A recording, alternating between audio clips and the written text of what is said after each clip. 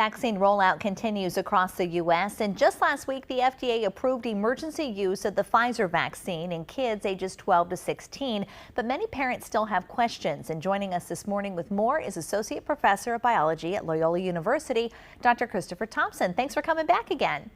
Thanks so much for having me. So what do we know so far about this emergency approval for that vaccine in kids? Yeah, so this is an extension of the emergency use authorization that was already in place for adults with the Pfizer vaccine. They did enough efficacy and safety studies that it looks to be very effective, looks to be very safe. Signs and symptoms are about the same as what we get when we get the vaccine. So sore arm, muscle aches, maybe a little fever or something, but it looks really protective. So this is a huge step forward. And so why should parents consider getting their kids vaccinated, since kids really haven't been the target area for COVID? Yeah, so there are lots of overarching reasons, I think. So one, it's part of they're part of the population. We want to make sure that they stay healthy. They can still spread the disease even if they don't get as sick as adults do.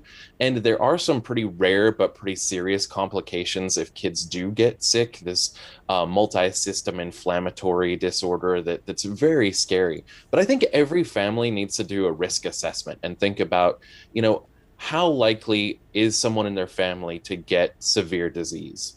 How likely is someone in their family to spread that disease?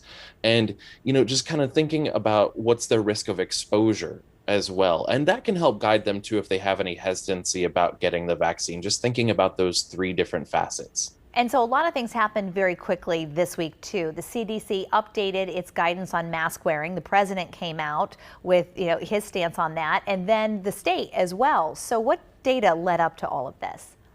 Yeah, so they don't publish the data that leads up to this, but they're confident that the numbers are decreasing. We're at the lowest rate in Maryland, at least the lowest number of cases since June, and 42% of the population is fully vaccinated.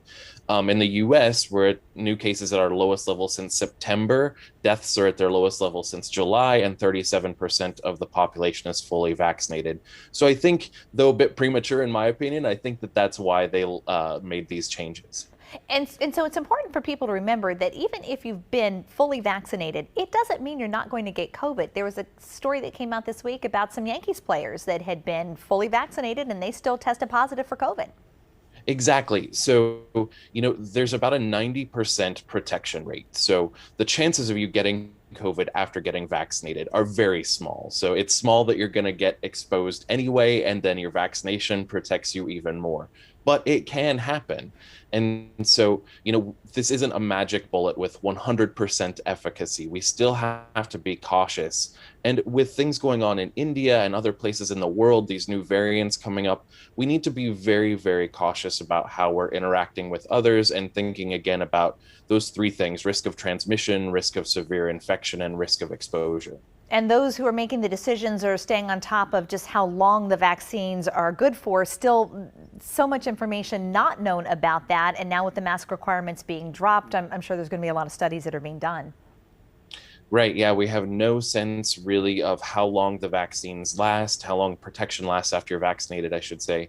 Antibodies we know last at least 6 months, but those going away doesn't mean that your protection has gone away. So these are still ongoing studies. I imagine we'll be seeing a booster every year, maybe even in conjunction with our flu shot. But we still need more data on this. All right, Dr. Thompson, always a pleasure. Thanks so much for joining us this morning. Thanks so much. Stay safe.